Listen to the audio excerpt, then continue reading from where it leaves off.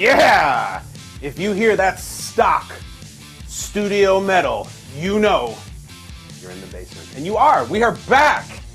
It is a football Monday. It's a blood sport Monday. I'm thrilled to see you guys. I'm thrilled that you're here. I'm thrilled that you're listening. I'm thrilled that you're watching. I am back from a wild, wild journey across the world. You would not believe the places I've been and the things that I have seen. I've been to Latvia since we last spoke. I've been to the Netherlands. I have been to Poland. I've done crazy life memory things.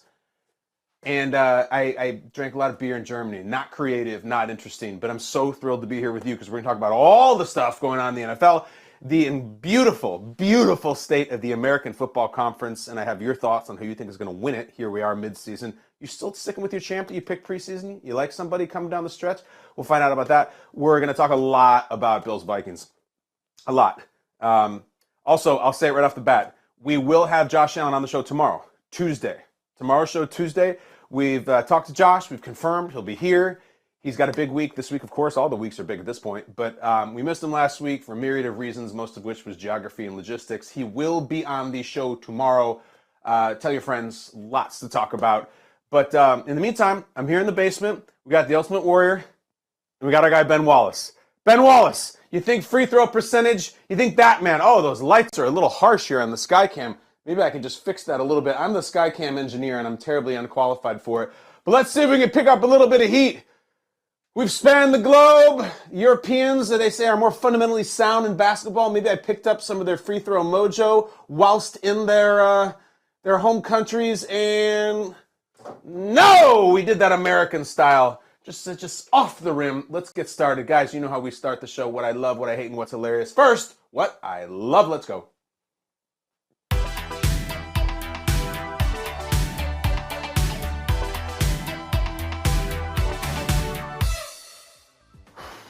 Oh, baby, what a day in that AFC.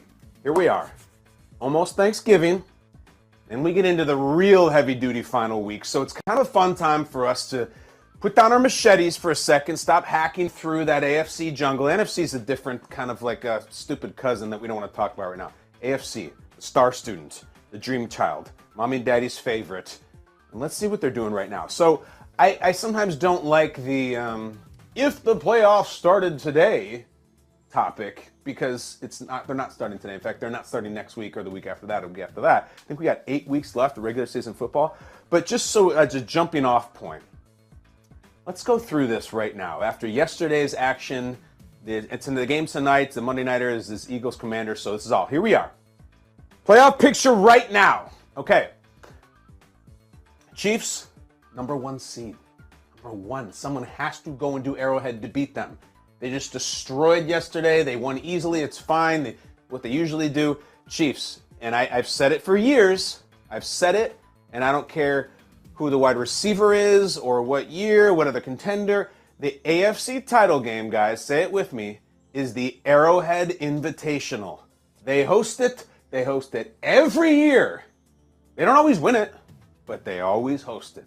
And if we were doing it right now, I don't know if they're hosting the title game yet, but someone would have to win there to beat him. Next, how about this game? Patriots at Dolphins in the wild card round. Patriots as a 7. Just sneaking in as the last seed, would go at the Dolphins.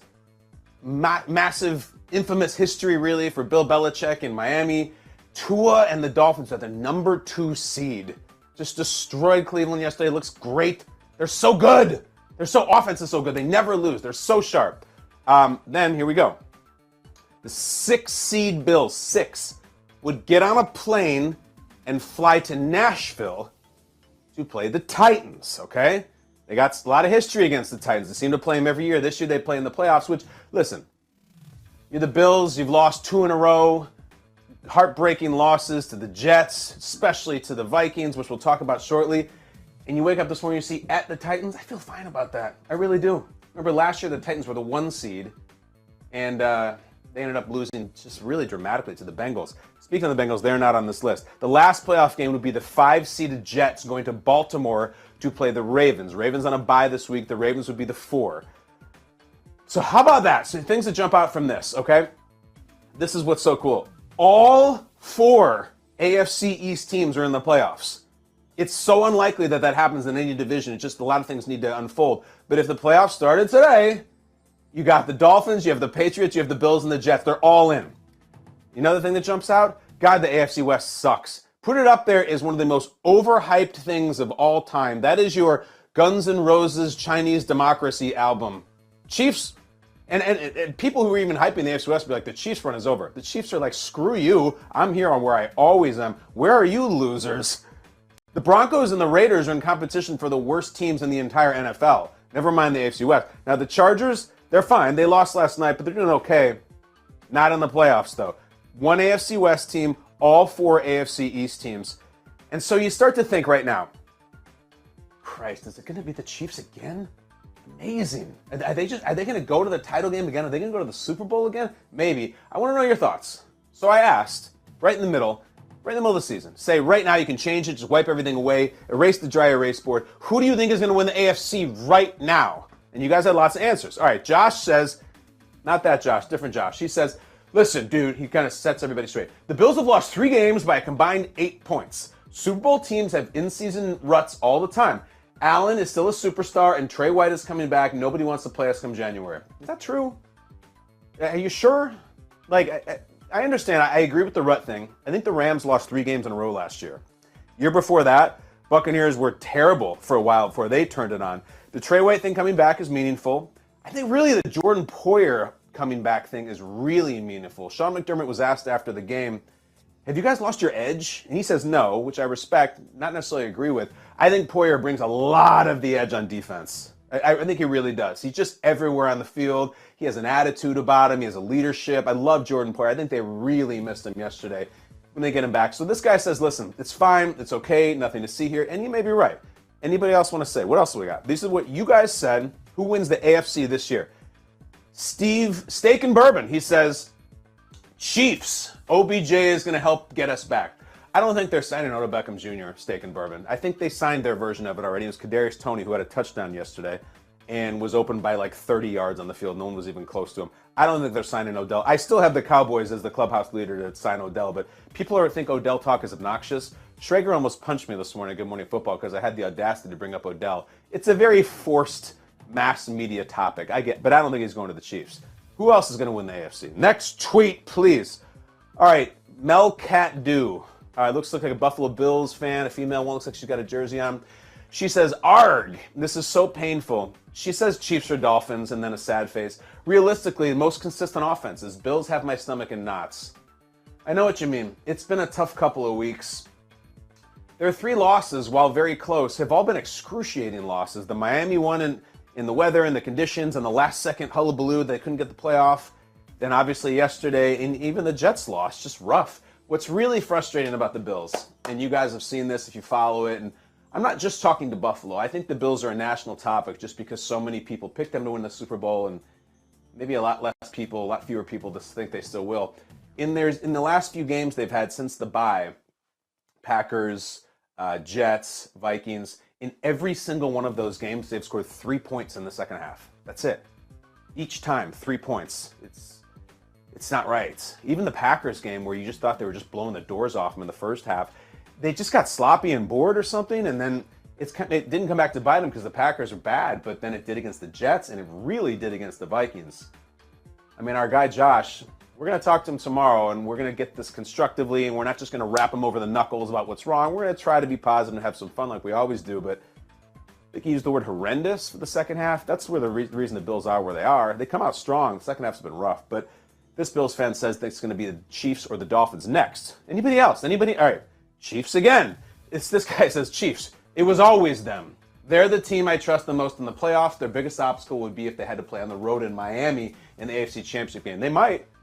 Look, the Dolphins got to lose a Tua game, like a real one of these weeks. I say the same thing about the Eagles. Eventually you have to lose a game for us to even start thinking about some of these other NFC teams.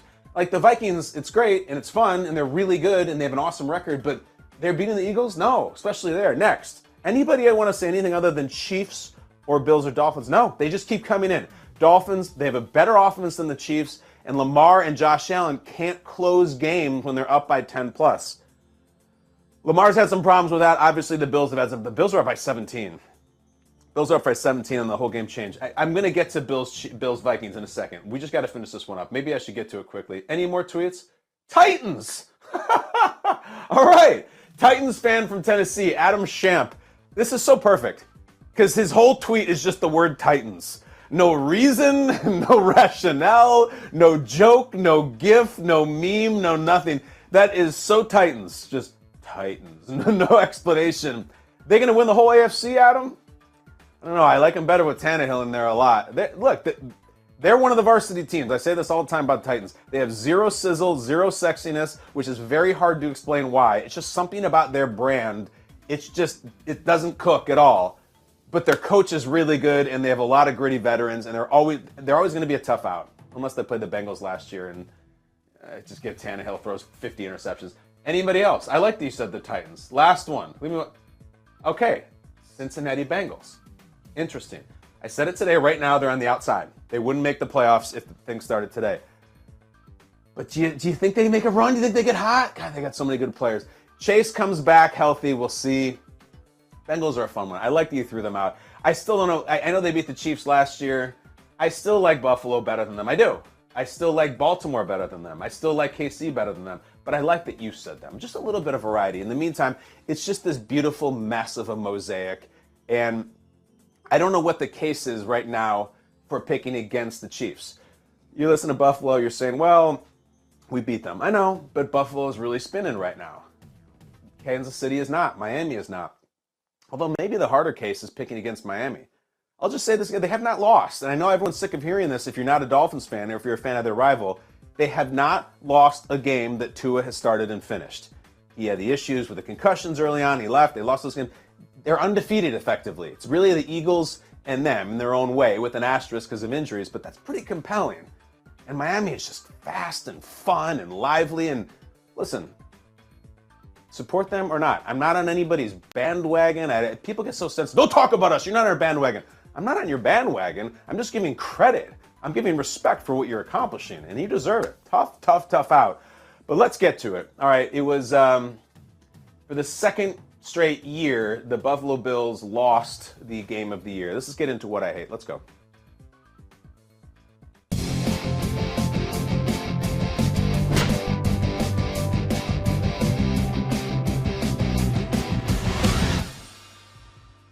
$33-30. Vikings 33, Buffalo Bills 30 in Buffalo.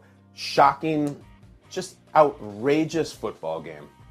I think the 6th or 7th craziest moment of that game would have been the craziest moment in any game for a month. Just start to finish. I started to think about, you've seen all the highlights all day and you probably watched the game. To prove my point, I kind of have a little bit of a list of the most meaningful plays in that game. Let's go from 5 to 1. And I think the most underrated play of that Vikings win by far, is the Dalvin Cook touchdown run. The long one. You know the one I'm talking about. 27-10, the Bills are up. They're up by 17 points. They get a field goal. They settle for one, rather. It was 24-10. They get a field goal. 27-10. There's these beautiful, majestic snow flurries. Everybody's happy. Everybody's drunk. We're cruising. We're killing the Vikings. Cousins had thrown 2 bad interceptions, 1 terrible interception. And they're up 17. Here comes the Vikings offense. And they hit you with the 1-play drive. And it is Dalvin Cook out the gate, down the sideline for 81 yards. I think that changed the whole game. The whole game. Because it was an absolute defib paddle to the Vikings. And they saw their superstar get fired up and run through the defense and not even get a hand on him. Dalvin Cook had this whole thing where his brother's on the other team, so his whole family's there. He was charged up about it. And I just think the game felt distinctly different after that touchdown run. It wasn't the Josh stuff. We'll get to that in a little bit. It wasn't anything at the goal line. Just this simple, oh my gosh, 1 play, 81 yards. And it was like, man, you can't let them go that way. You got to close out games. You're up 27-10. You can't let the other team's best ball carrier, probably second best player after Jefferson, go 81 yards on your home field. It was like they took their foot off the gas. You got to snap the neck on teams, especially a team that is that good and that talented like the Vikings. And the Vikings didn't panic at all. There was no moment for them. We're like, oh man, it's not Kirk's day. I guess he's choking. I guess he's throwing bad picks. We'll just let the Bills blow us over. And maybe the Mike Zimmer Vikings would have. Not this one. I think that game, that run, that 81-yard run changed a lot of things. It was like a little bit of air came out of the stadium. After that, the stopped quarterback sneak. This was crazy. You don't see this. Vikings have a 4th and goal inside the 1. Do you remember many times they run the quarterback sneak and it doesn't work at the pro level? They run it. It's the right call. You know, these days, half the time when it's 4th and goal at the 1 inch, the guy's in the shotgun and everyone's screaming, why are you in shotgun? Get under center and hand it to the running back. They said, screw that. We're not even giving it to Dalvin. Run the quarterback sneak. It works. It is one of the most effective plays in all of sports. You can always get it. And it was a really bad sneak. Did you watch it? It kind of reminded me, I don't know if you remember 2 years ago, the Bills lost to the Titans and they were on the goal line and Josh Allen kind of slipped, his cleat slipped, and he didn't get in the quarterback sneak. Cousins was just bad. He fell forward left. His feet were immediately taken out of it. It was obvious that he was short. The Bills started celebrating immediately. And like, if you're the Vikings, you're like, how do you blow that? Quarterback sneak always works. And Cousins, like, I love Kirk. That was a terrible quarterback sneak. There was no attempt to, like, put the ball forward. He didn't either do the burrow into the A-gap, kind of behind the center and the guard. He didn't do the Superman over the top thing. It was like he just took the ball and fell down on his face. It was so bad. And even as he's going down, they take the second look at it. They're like, maybe it broke the plane. There was no attempt to reach the ball at all. What was he doing? It was like he kept it right here like a baby and just fell down short. So you think, all right, that's over. The Vikings turn away. Kirk Cousins is going to be skewered the next day. For that play, you got to make that play. No. The next one, I'll go down to number 3. The 2 interceptions. I'm talking about the 2 Patrick Peterson interceptions. You know, some of the narrative after the first one, I'm talking about that both of them in the end zone was, well, it's 4th down anyway, so you don't have anything open. Try to make a play, got intercepted. I don't know. We'll see. It was a big interception. They returned it pretty far, and then Josh got banged up afterwards, which was really curious. And you're like, what? He was face down on the field. Did he hurt his hand? Did he hurt his elbow?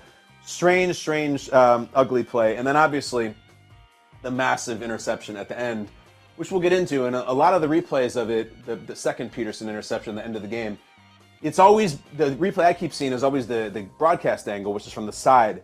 You're not showing a lot of the rear angle or of the quote-unquote coach's tape, so it's been a little tough to decipher what Josh saw. They showed it a little bit on the broadcast, but Peterson just stepped right in front of it, and it really looked like there wasn't a lot there. So that was a massive play, and that was over. But I still, in terms of remembering the game and what moved the game, let's go down to number 2 is the Jefferson catch. Now, the Jefferson catch was insane because if you remember, the Vikings had to have that play. It was 4th and 18. They're losing, and before he even makes the catch, which of course we think should have been intercepted or knocked down, I don't really like the people saying you got to knock that ball down. Sure you do, but it's just not generally what players do. You go for the interception. It was an easy interception. I mean, he was right there, perfect position to catch it. Guys catch that ball. He didn't. He got it ripped out of his hand. In hindsight, you say knock it down, but I think most players wouldn't. But I thought Peter King had a really interesting nugget that before that 4th and 18, they make their huddle call, whatever it is, and Cousins says to Jefferson, he says, be ready, I might just throw it up to you, which is a really cool, like, just kind of Sandlot deal between the quarterback, the veteran quarterback, and his best player that, look, I'm going to run the play, and I'm going to kind of scan the field and go through my progression. But odds are it's 4th and 18. I'm just going to throw it high, try to go get it. And it's exactly what he did. And it's the best play you could possibly call. A play I feel like teams should do more. Just throw it to your best player. Predetermined, Madden style. Throw it to Kelsey. Throw it to Chase. Throw it to Cooper Kupp. Just who cares? Just throw it to him and let them make a play, especially in that situation. And that catch, we were chewing on this all morning at Good Morning Football. I know this is painful for Bills fans, but that catch, from the pure physicality, from the artistry, and from the stakes, I think was more impressive than any catch I can think of in the last decade, including the Odell catch. The Odell catch is looked at as the Michelangelo, looks like the standard masterpiece. It's been duplicated a few times since then and didn't have the stakes of if Odell drops that, okay, he drops it and they go on with whatever their next play is. If Justin Jefferson doesn't make that, the game is over, and they lose, and they fly home to Minnesota, and the Bills win. It's a 4th and 18 have to have it play. It was like Steph Curry, the Warriors are down 3 with 2 seconds left in regulation, and he shoots one from his own free throw line and makes it. And you're like, if he misses it from 60 feet, they lose, but he makes it. It was that big, and had to be that big of a gut punch for the Bills, too. I wasn't in the stadium yesterday. I watched that entire game on a plane. I was on Delta, and we had live TV on the plane, and it was one of those beautiful things where everybody on the plane is watching it, and if you just kind of push yourself up by your armrests, you can look at everybody's seatback screen, and everybody's watching the same game. Everybody has on Fox, and when you could hear it, like even like the whole plane would go like, oh, or ah, like the oohs and ahs throughout the entire cabin. Kind of an electric atmosphere. It was like my own little stadium that I was in here in my crappy middle seat, 22E, the flight from Austin, where I was for my brother's wedding, to JFK. But flight went fast because the game was so entertaining. But the number one play, it was not even the Jefferson catch. The number one play is the drop snap on the quarterback sneak for the Bills. Cousins blows it, falls on his face. Just ridiculous quarterback sneak, and that's the game. You come on the field if you're Buffalo, and there's been this talk since then about take the safety. Don't take the safety. Josh is massive. No one's stopping him on a quarterback sneak. He's not going to take a loss. Just don't take the safety. Just take the snap, and you win the game. Take the snap, and you win the game. And as we were watching it this morning, I just kept being reminded of the Miracle in the Meadowlands, which is just one of the most unconscionable plays in any sport ever. Before quarterbacks would even take knees, and they fumbled it because they tried to hand it off to, I think it was to Larry Zonk, if I have it right, not on the Dolphins, but late in his career, and then Herm Edwards picks it up and scores. This was like that. If you tell the Bills, all you have to do is take the snap and fall forward, and you win the game. And they couldn't do it. And I haven't heard Josh talk about it much, about what exactly happened. But listen, I heard somebody ask this morning, well, was it because he didn't practice all week? I don't think so. We're not asking him to do anything exotic. It was just take the snap, right? It's something that he had done. He's not only done his whole life, he had done the whole game. We're talking about this is the end of the game here. This is 4th quarter, and they dropped it. And I don't know if conditions played a role or if it was just nerves. Also, the actual schematics of the snap. Did the snap come up a little bit short and hit him in the fingers where maybe it usually hits him in the palm? Did he pull his hands back an eighth of a second faster than he usually does? I mean, it's a pretty intense snap. I get it. Like the Vikings are coming full bore, and they're going to try to knock you back and get a safety at the very least, let alone a touchdown off a scoop and score. But what exactly happened? Was it nerves? Was it nerves on the snap? Was it nerves on the QB? Was it nerves on both? It's just you can talk a lot about, well, you can't throw that ball and get intercepted by Peterson, or you got to knock that play down against Jefferson, or you got to tackle Dalvin Cook on the long run. Of course. But that's just football. Guys make plays, guys miss plays. Not being able to execute the snap and fall forward, and that being the reason they ended up losing the game, is the biggest play of the game. It's the biggest play of the game for the Vikings, biggest play of the game for the Bills. The most inexplicable play, I'm sure, for Buffalo, for Josh, for the entire offense, the most frustrating play, the most regrettable play. But also, just as a spectator, the most unbelievable, bat bleep, insane play you could ever imagine. Not only that they fumble it, but that it's recovered for a touchdown in one fell swoop. And there was still life after that, but that was the biggest play. And listen, we'll see where this shakes out. I think this Bills team is very talented. They're getting very good players coming back. They've been through a lot. They got punched in the mouth a few times in the regular season last year too. Then they're still trading touchdowns with Mahomes and Arrowhead, and we'll see if they get there again. But the game of the year, second year in a row, they've lost the game of the year. It was nice that the Bills actually had the ball on offense this time. But those are the moments, and there's about 12 others, but those are the 5. And we'll see. Josh on tomorrow, a lot of questions. Look, we're going to try to keep it light as much as I can with Josh. I'm going to try to keep it as constructive and friendly. I consider him a friend in the industry. I don't want to sit here and just browbeat him, but I'm sure as Bills fans, as NFL fans, you got questions, and I respect him for coming on tomorrow, and we'll find a way to make it fun somehow. We'll work on it. In the meantime, you want fun? Let's talk about what's hilarious. Come on now.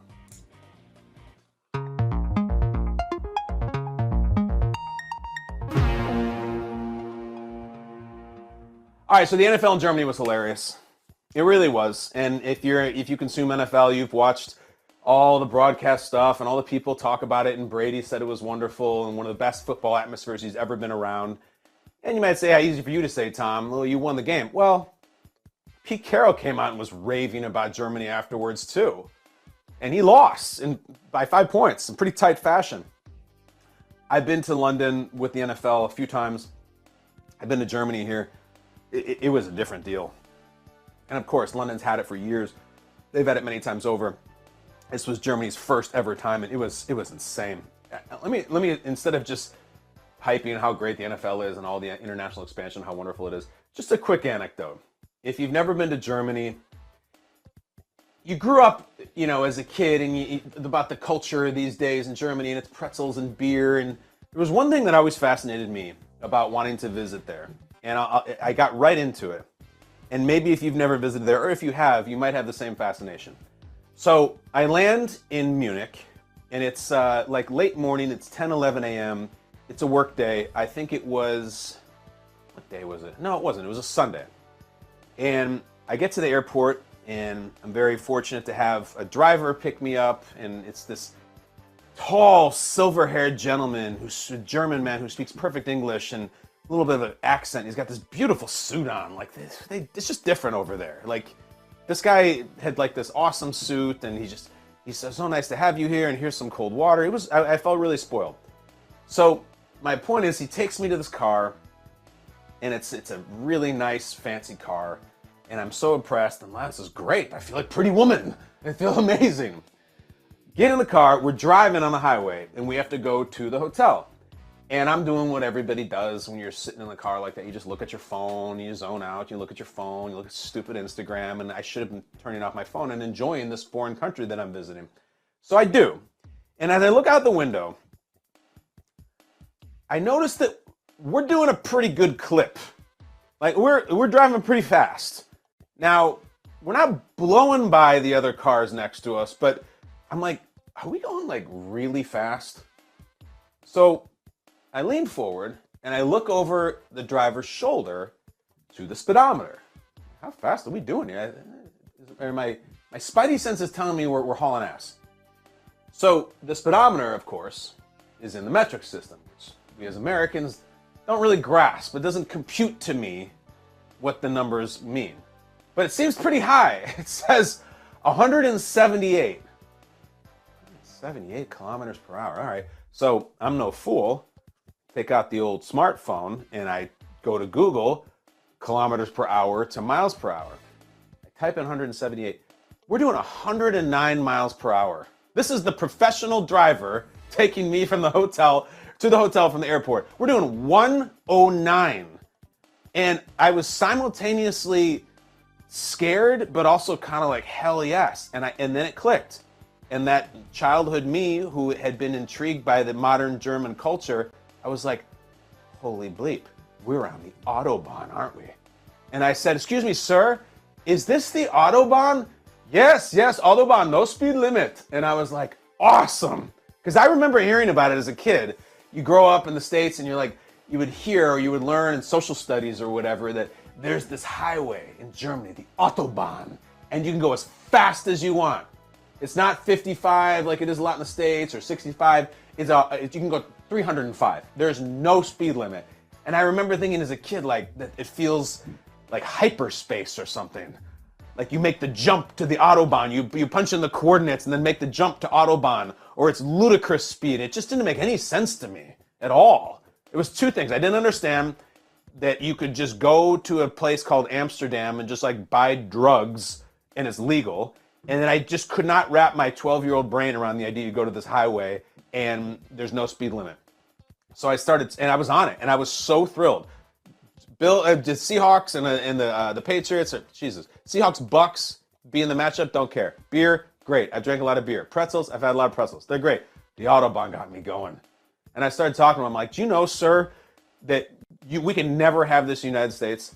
If all of a sudden there was a new law that the 405 in LA, or the Hutch, as it's called here in my neck of the woods, or I-80, or anything, any highway you've ever driven on, the 94 in Chicago, was just suddenly no speed limit, there'd be 100 people dead in the first 5 minutes.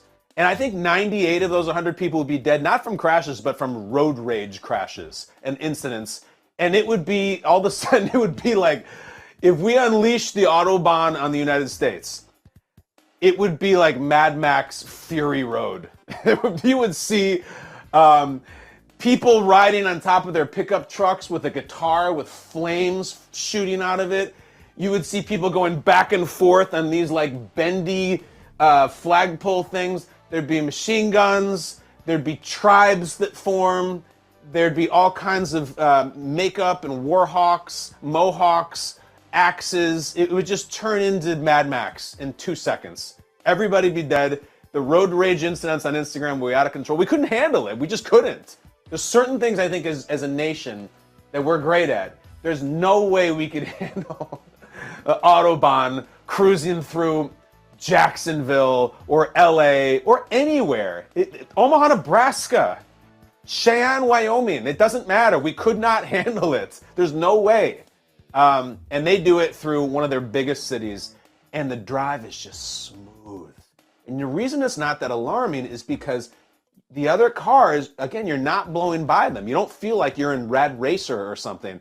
Everybody's doing it. And in fact, we're doing 109 miles per hour. There were some people that blew right past us, and they're doing 135. And I know this because I was chatting up these, we have the German crew members who were with us there, German stage manager, camera operators, sound people. And I was telling, the Autobahn, we were doing like 178 kilometers per hour, and they're like, small time, still in second gear, huh? Like they scoffed at how fast I was going. I think sometimes these people are driving like 150 miles an hour to get to work, which is crazy. And they don't have these just fatalities. There's not just bodies strewn across the freeway. It's just, it's an incredible cultural thing. The NFL thing in Germany was great, and there's going to be a lot more games there. And if you start reading about it, they're going to go some other places too. I think in the next few years, they're going to be in South America. Like they're going to be playing in Brazil or Argentina. And then I was reading that the Rams want to play a game in Australia. Like it's all going to keep happening. This is going to be part of our NFL lives for the next decade.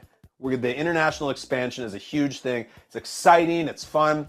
But my takeaway right now, oh my God, the Autobahn.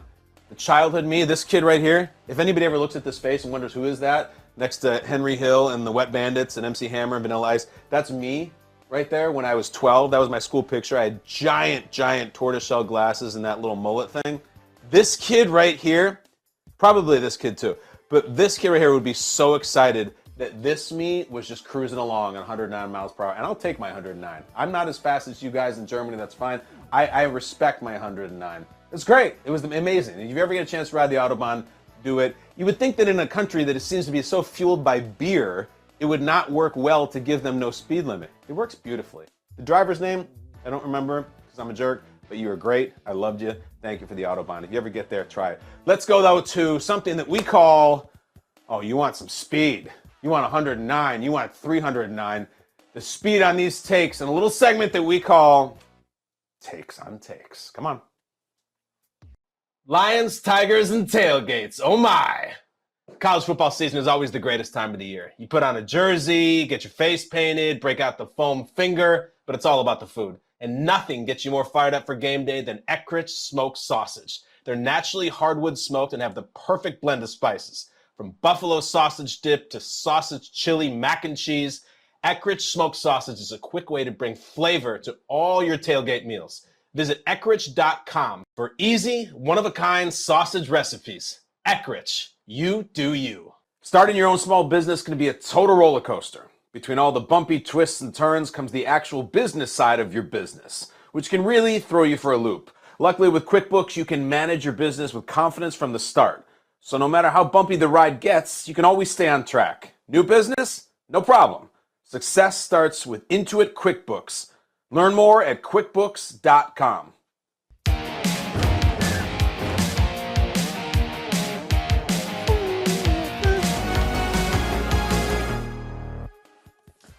You know what I got right here? Numbers.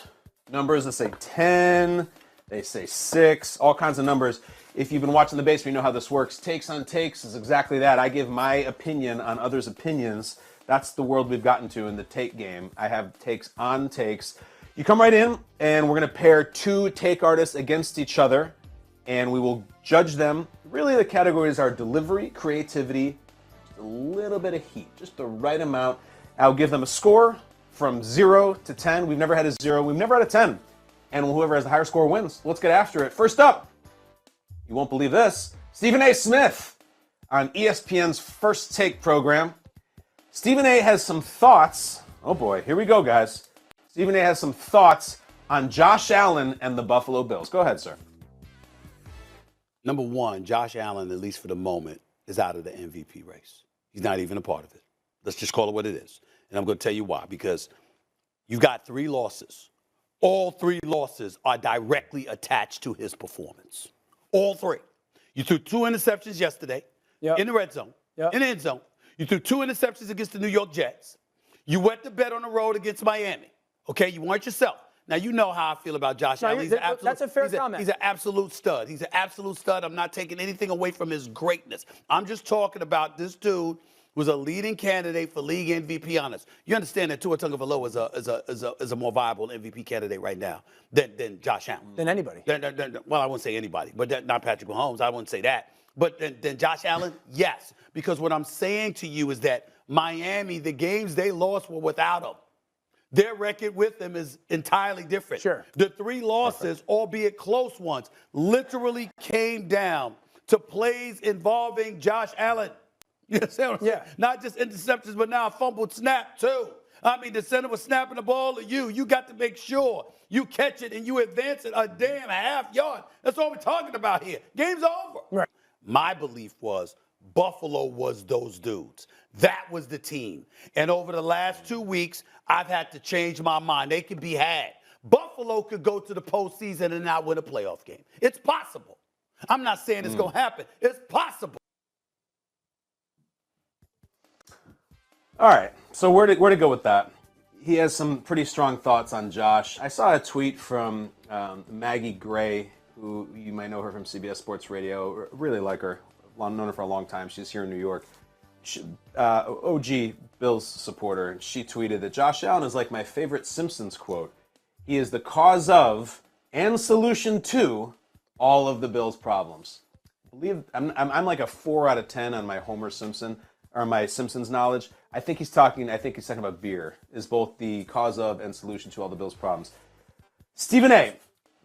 Pretty calm for Stephen A. That's only him at like a 5 out of 10 energy-wise. Comes out with the Josh Allen MVP take. I think a lot of people are saying that, and I don't think that it was. I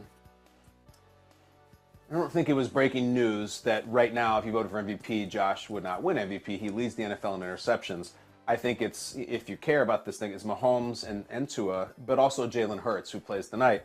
Then he got going. He said you got to get a half a yard on the snap, and it's true. Just take the ball. I liked the kind of part that he said, I thought the Bills were those dudes or those guys, however he phrased it. That got strong.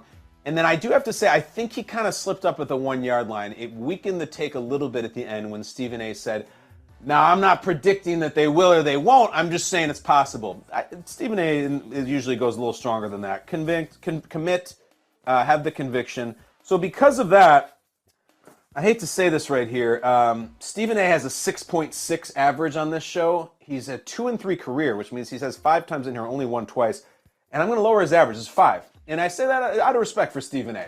It's not his strongest, most ferocious, most original or entertaining take. He has better takes, and that's a 5, which leaves the door wide open for Dan Orlovsky, the next person into the arena.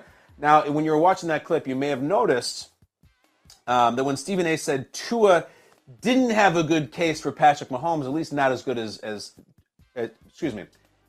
when he said that Tua did not have a strongest case for MVP as Patrick Mahomes does, Orlovsky kind of gave a little look to the camera, almost like a little Jim Halpert deal.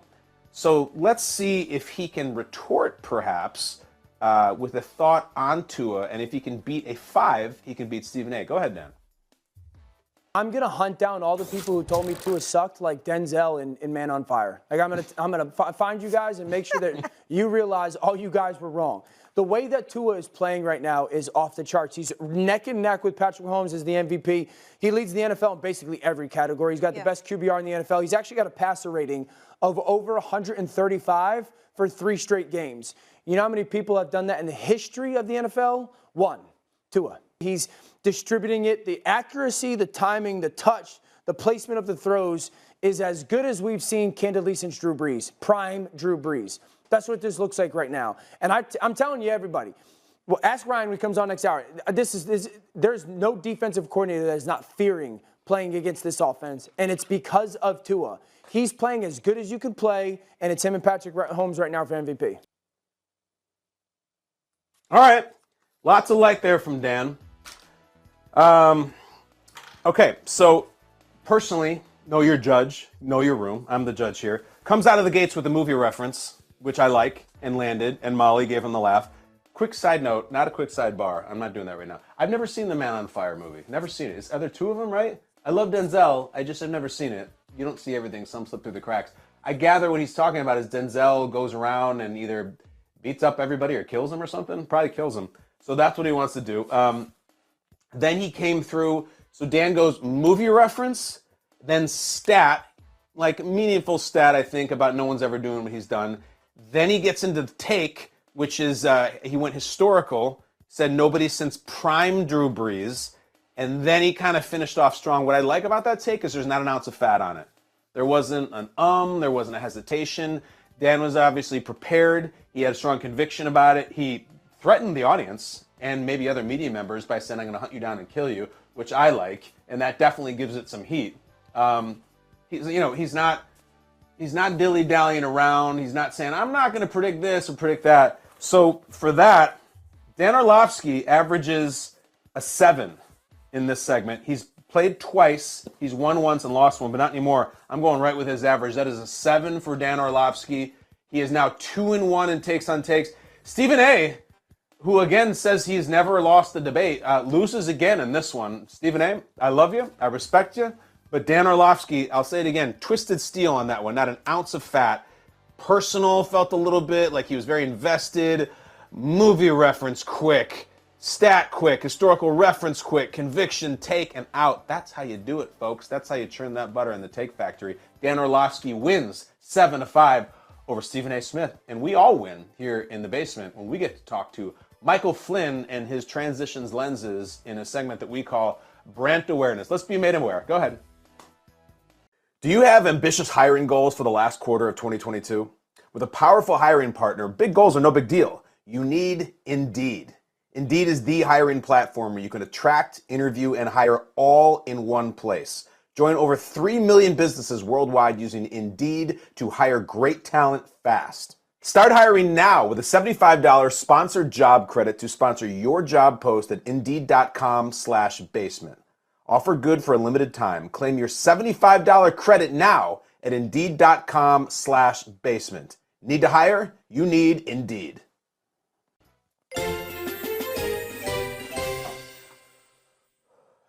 Hello, Michael Flynn. How are you? Oh, you're in the kitchen today. I see a turkey over your shoulder. There's a turkey over my shoulder. I'm doing well. How are you doing? Would you indulge me to tell you that, because you and I understand we're in a house full of children and everything, I want to know why you've changed locations in your home, because you were in another room last time. Were you forced out by some sort of school project, or why did you move in the house? I found a different way to connect an Ethernet cable, and I like doing it in the kitchen instead of in my 8-year-old son's room. So I like the setting better. I like the turkey over my shoulder. If we start to do, if we're doing this a month from now, maybe it's a Christmas tree. We'll see. All right. What I like though is that you are now exposed. Like you are in the nerve center of the home. You're in the watering hole of the Serengeti. So if you have the wife come home, or for some reason children come in, do you feel a little at risk? Because I'm almost nervous watching you in the kitchen because there's too much activity in the kitchen for a family man. I'm very much at risk. I'm the only one in the house right now, which is totally fine, but I can see my back deck from here, and if the landscaper comes and there's a leaf blower, I'm out of luck. I need to run. Well, listen, leaf blowers are a conversation for another day. Is there anyone who doesn't want to commit homicide because of leaf blowers? It is my least favorite thing in the world, and God bless those people. They're making a living. But oh my God, I just want to get a knife every time I hear it. Before we go down that road, why don't we be made aware of what else is going on in the headline? What do you got, Flynn? Yeah, they drive the dog crazy. Okay, first up, Raiders, another terrible loss yesterday, made worse by the fact it was against a Colts team led by first-time ever head coach Jeff Saturday. Derek Carr, very emotional after the game. Let's take a listen. Okay. I love Josh. I love the Carr. I love our coaches. They've had nothing but success, way more success than I've ever had, And, I'm sorry.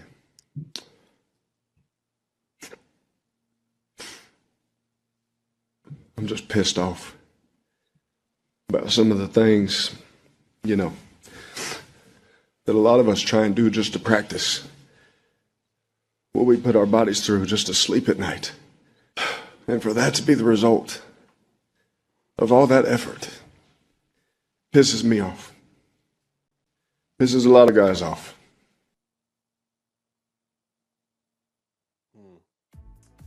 Yeah, God, the Raiders are so bad. I'm sorry, Derek. They're so bad. They're 2-7. They lost to a team being coached by a guy from Get Up. The week before that, they lost to Jacksonville, which I think is worse. The week before that, they got shut out by the Saints. And the only game they've won in the last couple of months was against Houston. Derek Carr is one of those guys who, if there was ever just a good guy Hall of Fame, I think he'd go in. You watch him and he says the right things. He plays hard. He's talented. He just has never really won anything of consequence. And I think a lot of it is not his fault. Some of it is his fault. But I would think Derek Carr's approval rating is pretty high, right? I mean, it's not like he's some kind of jerk or bad teammate. It's just, football's hard. He's been in this game so many years. He's had so many coaches and so many teammates, and he just hasn't accomplished anything. And I think here he is, and he knew that game yesterday was well, this season's over, and there's another one. How many of these do I have left? What am I going to do? We were in the playoffs last year. It was really cool. I was one throw away from winning my first playoff game, and then we get my best friend from college here to make all the money, and we get all this offseason hype, and it just sucks. I can't even sleep at night unless I have 20 hours of treatment a day from the trainer. And yet here we are, and we're losing to a terrible Colts team with a head coach who's never coached a game before ever, and we can't even beat him. And they got to play the Broncos next week. I don't know. Who knows? The Broncos might fire Nathaniel Hackett, and maybe they'll hire Mark Schlereth to be the head coach, and they'll probably beat the Raiders too. I take no joy in watching Derek Carr suffer. I laugh only because it's just kind of sad and you laugh about it. There's other players that I don't really like that much in the league or I'm not a fan of, and if they were crying up there, I'd be like, oh, suck it up. Good guy, Carr. He's the kind of guy you'd want to be in your golf foursome, your poker night, or date your daughter or anything. Lead your team in the last 2 minutes of the game? I'm not sure. But the Raiders are the number one disappointment in the entire NFL. More than Denver, more than any team you can name. More than the Packers. The writing on the wall was for the Packers. Denver was all unproven, new head coach, never had coached before, new quarterback, new place. The Raiders were set. This team was set. We got every player we need. We got the head coach who's going to bring all this magic and everything. We got the cool stadium. We got the crazy owner who's willing to spend. We are set. We're going to take out the Chiefs. They can't even take out the guy coaching his first game ever, who's never, ever been a coach except for a losing high school team. So, I don't know. Just they're the number one disappointment. There's nothing else to say about it. Flynn, what else you got? That was a terrible place. Are you crying there in the kitchen like me? I'm about to start crying. It's bad. Let's look ahead to tonight and Monday Night Football. You got the Commanders visiting the 8-0 Eagles. On our last Sunday show before you headed overseas, you had the Commanders at the podium. Do they have any shot against the Eagles tonight? I don't know. I hope so. As long as Heineke's out there, they got a shot. Now, this was supposed to be, the Wentz versus the Eagles, and that would be kind of fun because with Kirk Cousins playing so well, we need someone to be the piñata, and that has to be Carson Wentz. But as long as it's Heineke, and as far as I understand, it's going to be. The Eagles losing would be very compelling because the NFC is kind of waiting to have an identity. The AFC's identity is we got a bunch of good teams and we're figuring out who's going to be the best team. But we got load and we're talented. The NFC is this kind of stupid brother who just sits around and we're like, yeah, the Eagles are good, and like, who else do we love in this division? I don't love the Cowboys. Okay, I don't love the Seahawks. I'm starting to love the Vikings. That was huge yesterday. I'm starting to love the Vikings. And I don't love the Giants, even though they win every week. I like them. I don't love them. And by love them, I mean, like, I can picture this team representing the NFC in the Super Bowl. Not winning a wild card, not winning a game here. Like, they actually could win the NFC title game and play whoever in the Super Bowl. Who can you actually see doing that at this point? The Eagles, I think, yeah. Just because, man, their O-line and D-line are so good. So if they win this game, then it's on, and then they get to 9-0. And remember, guys, teaching point for all the kids at home. The discussion about perfect seasons, be it 16-0 or 17-0 or 0-16 or 0-17, that does not begin until 10 wins or 10 losses. So the most annoying thing, Flynn, about the Eagles winning tonight is that there's going to be shows and segments, I won't be on any of them, I promise, that say, well, let's just talk about it. Let's bring the schedule up. And they go, can they go 16-0? Do the Miami Dolphins of 72 need to have the champagne ready? I don't know. But avoid those segments. If you watch shows that do those segments already at 9-0, tweet the shows and tell them that the segment sucks. It's unimaginative. It's premature. It's wildly speculative, just talking out of your butts. Don't do that. So that's the bad part of the Eagles winning tonight. The good part of them winning tonight would be that we have a true front runner, and I like the teams that are 12-0 and 13-0. Can anybody beat them? And the NFC is waiting for an identity. The Vikings stated their claim yesterday. They staked their claim. The Eagles will tonight. And the Commanders, oh my God, if the Commanders win, then they're in too. I don't know. It's an interesting game.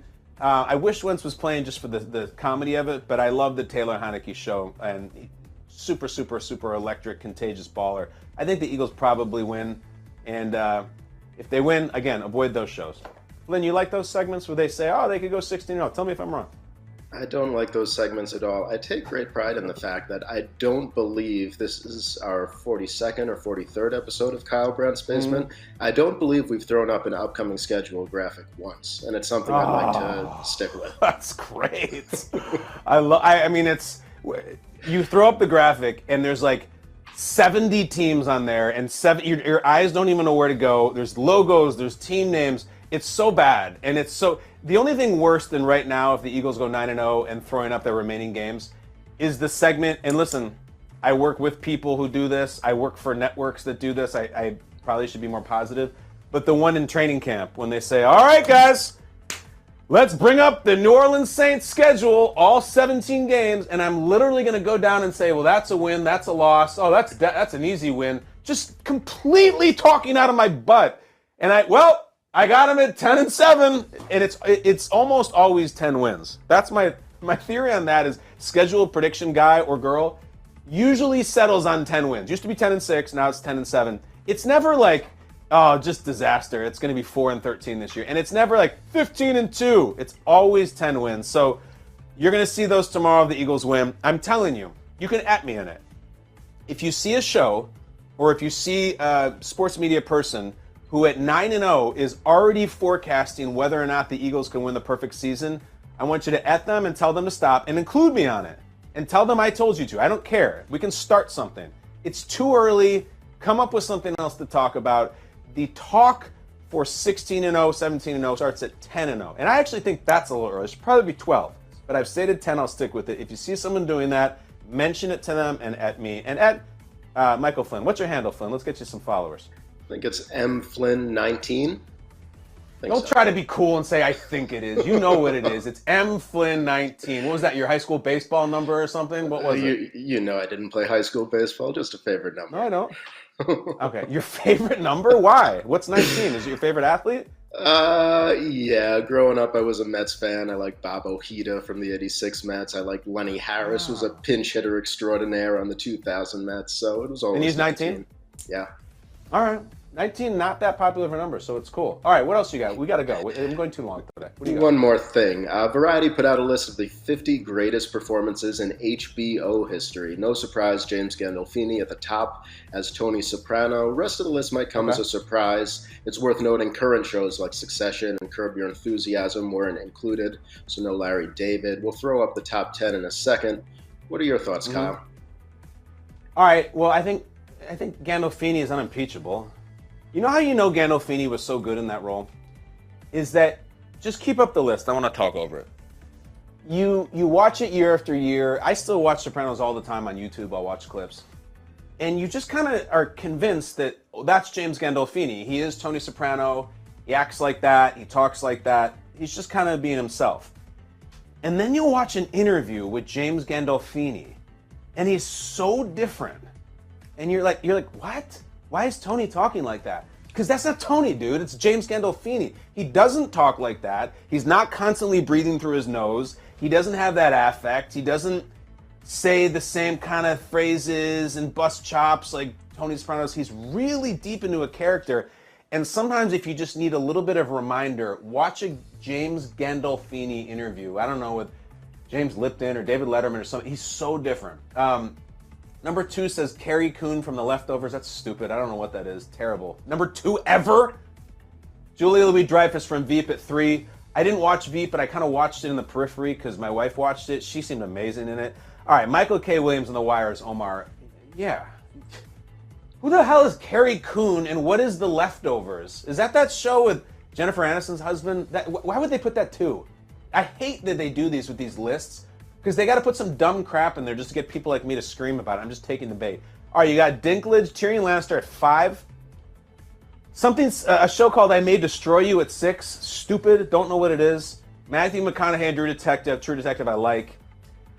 Nicole Kidman in Big Little Lies is outrageously good. If you've never seen that show, she's in season 1, and she has this crazy relationship with the tall Skarsgård dude, Alexander. The sexual stuff is crazy. The domestic violence stuff is unbelievably well portrayed. Nicole Kidman belongs there. Certainly more than whoever the hell Carrie Coon is and Michaela Cole. I don't know those people. Gary Shandling from The Larry Sanders Show. People say it's the best show ever. It's not my thing. Lisa Kudrow from The Comeback is really funny. I don't know if you remember that show, but she was excellent in it. She played this kind of washed-up actress who was starting a reality show. She's great. I would just say this. Kendall Roy from The Succession has to be on there. A fantastic portrayal. A character just loaded with not only the funny lines and the funny scenes, but just so much weight on him. And I'm going to ask you, Flynn, who you think is missing. You know who I think is, I don't know how you don't have this person on here. I think you got to have Sacha Baron Cohen on there for Borat and Bruno and Ali G. I think it's maybe my top 2 or 3 favorite HBO shows ever is the Ali G show, but I think you got to have him on there. Flynn, who do you think is missing or misranked on this? I hadn't even thought of Sacha Baron Cohen. That's a great call. There were a few that I like to see on the list and a few that I was surprised that were not on the list. I love seeing Edie Falco at 12. I don't think she gets the credit that Gandolfini always does at 1. 1 at 24, J.K. Simmons, way before his Oscar win, played a terrifying villain in Oz, which was one of HBO's first shows. That still scares me when I think about it to this day. I also think one of the criminally underrated HBO shows is Boardwalk Empire. And I think it's right. I would put it right up there, slightly below The Sopranos. And you've got Buscemi and Bobby Cannavale in the 40s. And then other guys, Michael K. Williams was great in that. Jeffrey Wright was great in that. I think you could have listed 5, 10 people from that show who would have been on that list. I was a Boardwalk guy too. We finally jumped ship, Brooke and me, after maybe season 4, and I just think it got a little off the rails.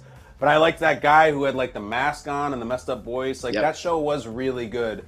One of the things that killed me about that show was the opening credit sequence was tedious. It was just Nucky standing on the beach, and it felt like it went on for 3 minutes. And so normally that's one of the strengths of the HBO shows. I hated the opening credit sequence. It kind of put me to sleep. But I think those are good submissions, Flynn. If I was to reach in the Wayback Machine, the Crypt Keeper, for sure. I was practically raised on him.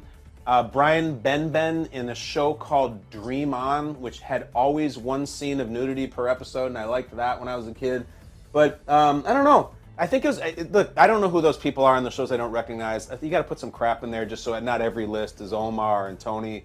But Edie Falco, fantastic submission as well. You could put 20 people from Sopranos. You tell me there's a better portrayal than Christopher Moltisanti or Paulie Walnuts? Flynn, come on. Yeah, Christopher Moltisanti was on there. Melfi was on there too. Paulie Walnuts was not. Incredible. All right. Yep. I love that list. The reason people put out lists is so you and me scream about them and disagree. They're always clickbait, and we take it every single time. Flynn, is that all you got? We will see you tomorrow on a Josh Allen Tuesday. Yep, we'll talk to you then. All right, buddy. So you know what time it is. Let's go to Skycam. I got to go and get myself a dart. Let me walk past Michael. No, not Michael. What am I talking about? Ben Wallace. You know, I was thinking about something while I was talking. Michael C. Hall, the guy, he was in 6 Feet Under. 6 Feet Under was a really good show. Really good show. He could have been on the list. All right, so I throw one dart, and whatever number it hits, there is a list of topics that the producers have made up that I'll just talk about as I close the show. And let's see what number it will be today. Here we go, hold on. That is 14. 14 is the topic, and I will come back over here. We go back to the regular cam. 14, that's the first page. Number 1 says recite Shakespeare as Dan Campbell. I'm glad he didn't hit a 1. 14, oh Christ, it's one of these stupid internet debates. Is cereal soup? All right, is cereal soup? No. The answer is always no to these dumb questions. No, but listen, we got a lot of fun cereals in my house because I got an 8-year-old and I got a 5-year-old. No, 6-year-old, sorry. And if I was to walk out the studio door and up the stairs, I would walk right into the pantry. And if I was to not stop walking, my face would actually collide with Frosted Mini Wheats, which are a childhood favorite of mine, and Honey Nut Cheerios. So in our house, we don't do the outrageously, stupidly unhealthy sugar cereals. We don't do the Fruity Pebbles or the Cocoa Puffs. We do the kind of sort of healthy adjacent ones. I'm sure Honey Nut Cheerios have whole grain or something crap like that. So we do those. But no, at no point would I ever consider there being soup.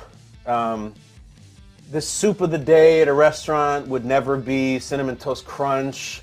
If you were to go to another restaurant and they say, with your entree comes with it Fruit Loops or salad, super salad, no.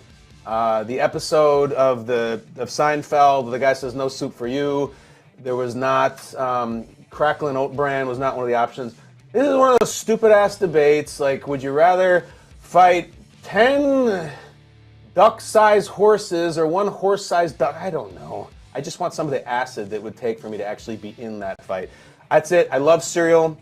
I love soup. Big soup guy. I will order soup all the time. Soup's kind of polarizing. There's some people who don't like it at all. I'm way into it. I love soup. I love cereal. They're not the same thing. You know, bleeping hot dog is not a sandwich. Die Hard Christmas music. No, cereal's not a soup. It's just delicious. That's what it is. That's it, guys. Josh Allen Tuesday tomorrow. If anything you really want to hear about, tweet the show at KB Basement. You know how it goes. Until then, I'm going for a ride. Love you. Miss you. It's great to be back. Great to be back in the States. Uncle Sam. We'll see you tomorrow. Take care.